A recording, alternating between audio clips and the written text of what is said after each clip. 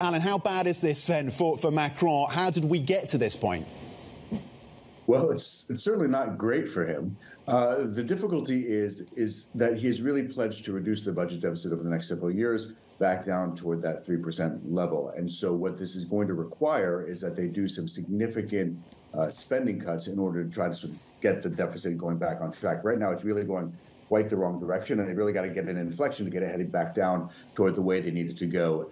And he's promised, or his finance minister certainly has promised, not to raise taxes in the past. And the question is, are they going to be able to stick to that promise or not? Because if not, if they do stick to that promise, then it really is going to require some major spending cuts, and that's never an easy thing to do. Who do you cut? What do you cut? It creates a lot of grumpy people if you start really cutting expenditures, especially in a country like France, which is so dependent on government spending as a proportion of GDP. I can't believe you just clumped grumpy people in France together, Alan. And I say that as someone with French heritage. Alan, what are the other possibilities? Are there other levers that Macron can reach for? And in terms of the domestic politics, how does this play out? Where is most of the pressure going to come from politically for Macron on this issue? So the other lever is tax increases, and that has come up. It came up in particular this weekend as a possibility. There was an argument from one of Macron's political allies to say that they should tax what they call the super profits of some companies. That's something that has been considered in France before and rejected, in part because how you define those super profits is very difficult.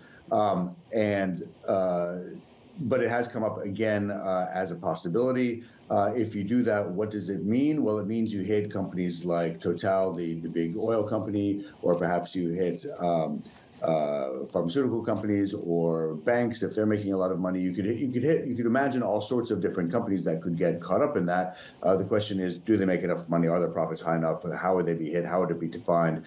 And would that really essentially violate the pact that Macron has created with business, which is to say, I'm going to create a stable, business-friendly environment, and I'm going to attract companies and financing and investment to France, which he's actually done quite successfully since 2017 when he was first elected.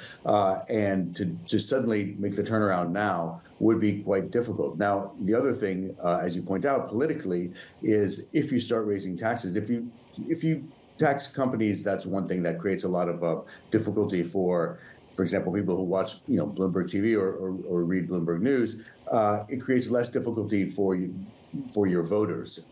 If you start taxing individuals, that creates a lot of difficulty. In particular, even discussing this creates difficulty in the run-up to the European elections in June, where Macron's party is already behind the populist right National Rally Party.